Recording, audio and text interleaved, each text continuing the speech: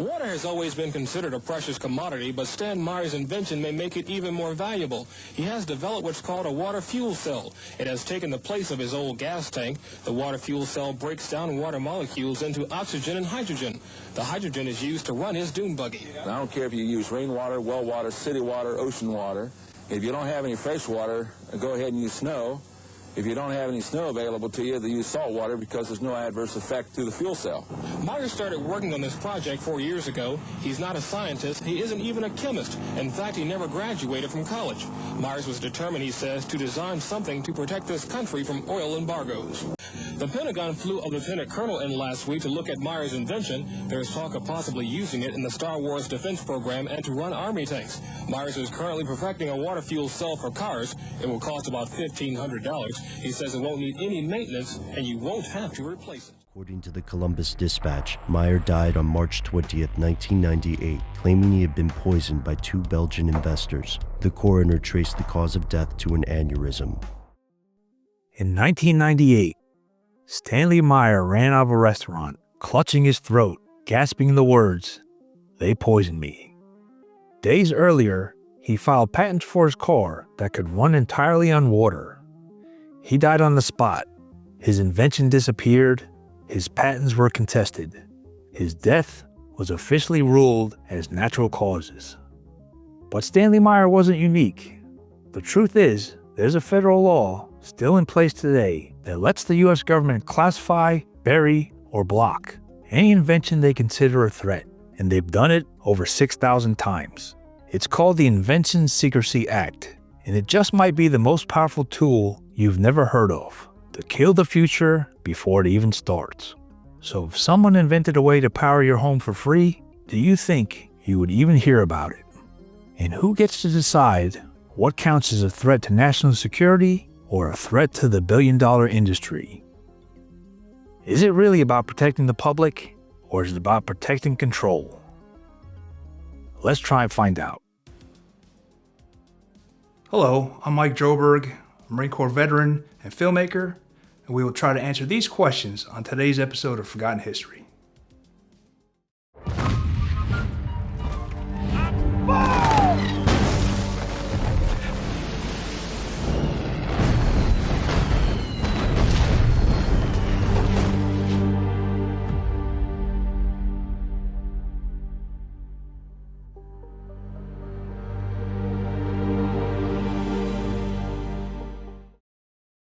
In 1951, at the height of Cold War paranoia, the U.S. passed a law that gave the government sweeping control over private innovation. It was called the Invention Secrecy Act, and it gave federal agencies the power to shut down patents in the name of national security. But this wasn't new. The idea began in World War II, when U.S. officials feared that inventors, especially immigrants, might accidentally help the enemy by publishing breakthrough ideas. So they created an emergency system to block patents that were too sensitive. That emergency system never went away. In 1951, Congress made it permanent. The Invention Secrecy Act allowed the Pentagon, the NSA, the CIA, and other agencies to review thousands of patent applications every year and slap secrecy orders on anything they didn't like. And here's the kicker: the inventor isn't allowed to talk about it. Not even to a lawyer. A gag order is baked into the law. So what kind of inventions get buried? Energy breakthroughs, surveillance-resistant tech, military-level communications, and anything that might threaten the status quo. The moment an American files a patent, it doesn't go straight to the public.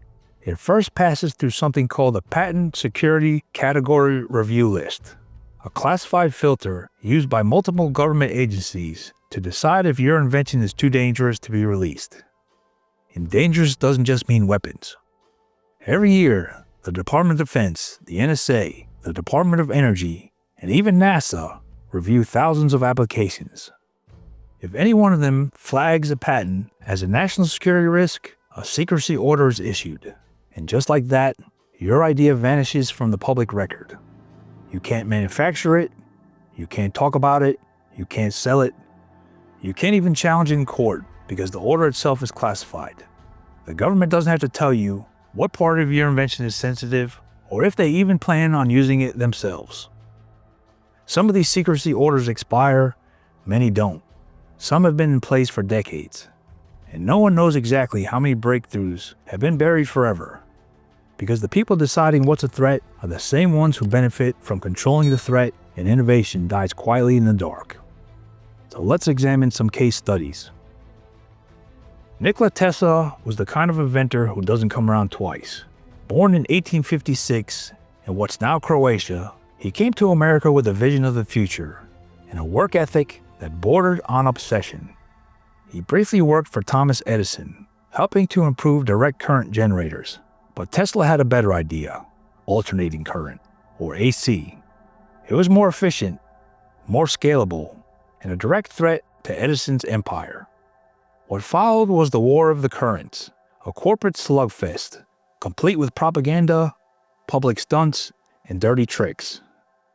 Edison even electrocuted animals in public just to make AC look dangerous. But Tesla won the war. His AC systems became the global standard. But while his technology succeeded, Tesla himself didn't. He sold the rights to his AC patents to George Westinghouse for a lump sum and later tore up his royalty contract, a decision that may have cost him hundreds of millions of dollars. He wasn't thinking about money, he was thinking about the future. That future included wireless energy transmitted through the air from giant towers, free for the world to use.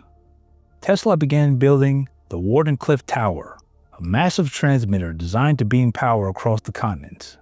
But his financer, J.P. Morgan, pulled out when he realized there was no way to meter it, no way to turn it into profit. From there, Tesla's decline was rapid.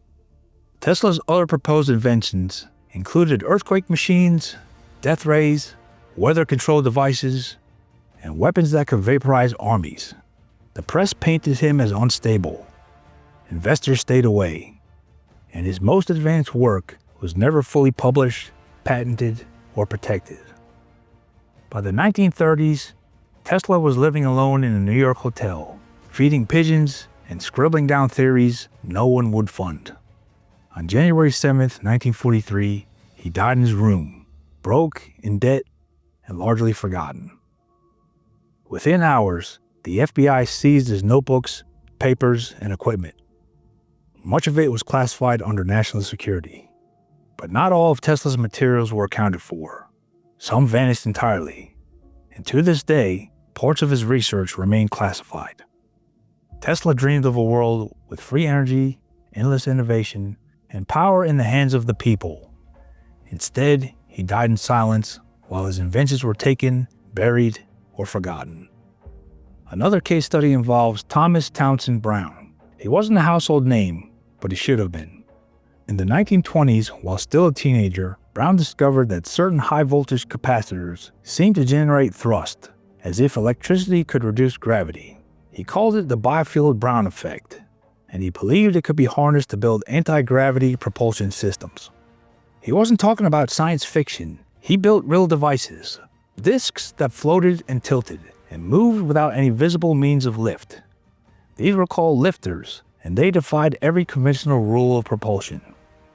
Brown demonstrated his work publicly. He filed patents. He even served in the Navy, where his research was folded into classified programs. That's when everything changed. Suddenly, the trail goes cold. His patents were quietly absorbed. His research disappeared from the public eye. Brown was never officially discredited, but he was never heard from in the mainstream again. Every promising development seemed to end in silence. Some believe his work was rolled into black-budget military programs, the kind that don't appear on paper and don't answer to Congress. Others say the technology was too dangerous, too destabilizing to the industries and the power structures that control global defense and aerospace. Because if gravity could be manipulated with electricity, it would change everything: how we travel, how we build, even how wars are fought. Brown died in 1985. Not disgraced, but ignored. But here's what's telling. Many of his patents match the criteria for secrecy orders: high voltage propulsion, novel aerospace systems, potential military impact. The kind of things the U.S. government doesn't just ignore, they bury. And if Townson Brown really cracked gravity, they buried it deep. The final case study occurred in the 1960s with Hungarian-born inventor Joseph Papp, who claimed he had built an engine that defied everything we know about physics. His machine didn't burn fuel. It didn't use combustion in the traditional sense. Instead, it ran on noble gases like helium, neon, and xenon. These inert gases were sealed inside a closed system, and when activated by an electric spark, they expanded with massive force, creating energy without pollution, without refueling, and without moving parts wearing down. Papp said it was the engine of the future, zero emissions, infinite potential, and he had working prototypes to prove it.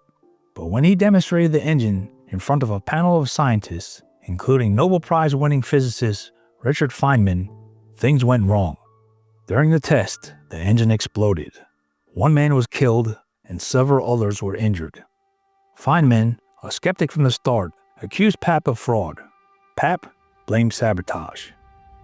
A bitter legal battle followed, and the mainstream scientific community dismissed him entirely.